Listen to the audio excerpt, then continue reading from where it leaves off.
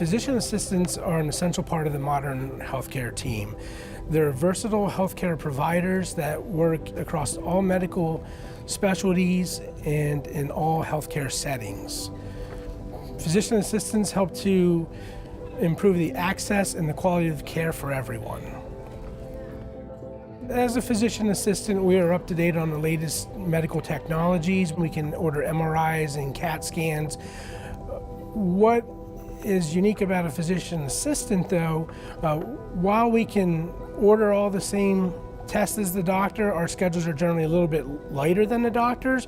That allows us more time with the patient, so we can focus on those soft skills. We build rapport, and we are known for our ability to educate patients. We got to remember that we're treating a person and not just a test result or a number.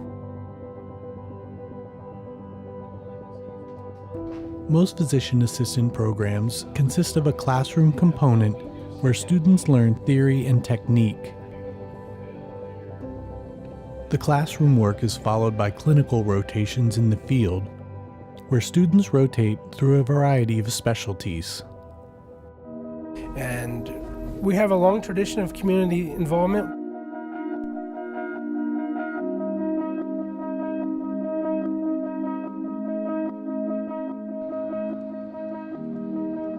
The health science students at Penn College have an incredible opportunity. Once a year, all eyes of the world are on Williamsport when the Little League World Series is held here. It's amazing what that does to our community and to the world looking at who we are here in Williamsport. All of Penn College gets involved in the Little League World Series. Physician assistant students man the infirmary at the Little League World Series, where they treat players and coaches. It's an incredible opportunity for them, and it's wonderful for our community. And giving back is part of what we do. It's part of our overall mission and vision for a successful entity as a college, but it's also part of what we're educating students to do when they get out into the work world.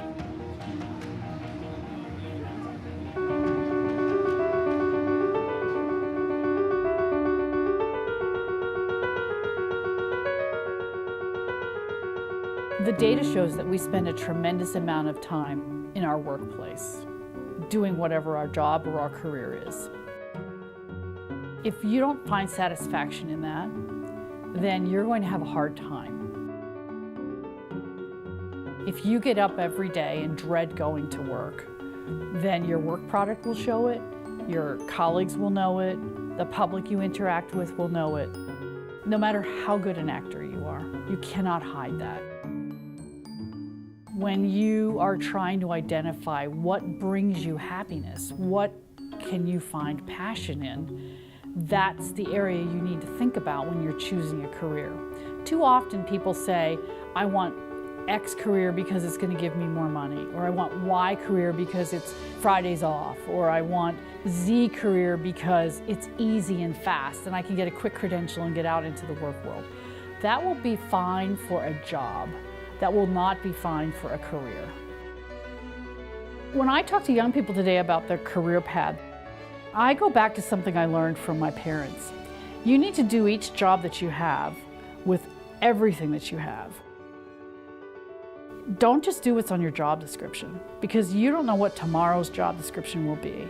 And when people see you as a go-getter, then they have a vision of what you can do. And so your job will change a lot. And don't plan it all out, because you have no clue what the next job is really going to be for you. It could be the coolest thing in the world. You just haven't thought of it. But somebody's watching you work. Somebody's watching how you work and what you do. And if you play your cards right and you work hard and you invest in the organization you're in, you believe in their mission, you can end up in the president's office.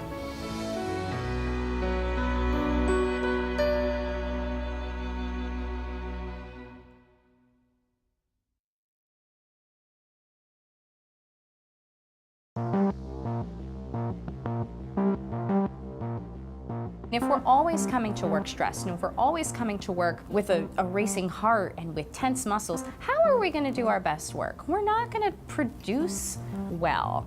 We're not going to think well. That's one of the reasons why I think it's really important to integrate things like mindfulness and other stress reduction measures in the workplace so that we can be calmer and more present and more effective employees.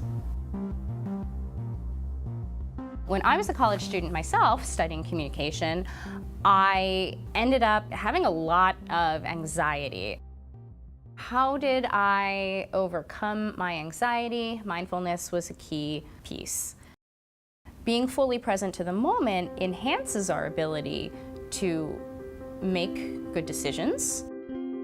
It allows us to take in as much information possible about the given moment. One thing that I know I like to do to kind of reset myself, and I even lead my students in this activity too. I ask them to sit for just 30 seconds and I time it. And I say, okay, get a piece of paper and a pen. Every time any thought comes into your head, it can be anything. What am I gonna eat for lunch? Why are we doing this silly activity? Put a check mark on the piece of paper. And then at the end of the 30 seconds, see how many check marks you have.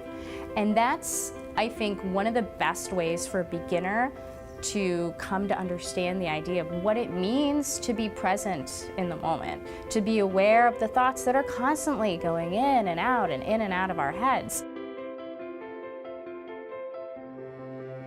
There's a lot of research out there regarding mindfulness in the workplace and what it can do, and it has all sorts of positive effects. It can help people retain more information. It's been shown to increase job satisfaction, job engagement, creativity, job performance even. It reduces things like emotional exhaustion and stress, even accidents in the workplace, because when you practice paying attention to being in the present moment, you tend to be more cognizant of what's going on around you. All too often, we're looking for patterns in things. Sometimes that's good, but other times that works to our disadvantage.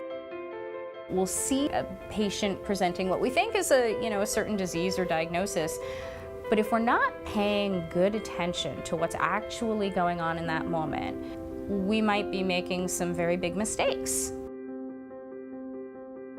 I like to bring up the iceberg principle in my classes. Everyone knows that icebergs, you only see this little tiny bit at the top, and then there's the surface, and there's so much below the surface. I like to tell them what they see and what they think and how they interact with people on a daily basis. That's above the surface, but they really need to kind of dive into their own minds and ask themselves, what assumptions am I making about the world? How did I come to believe X, Y, and Z? And with that type of introspection, I think can help students better prepare themselves to analyze external information in a more nuanced way.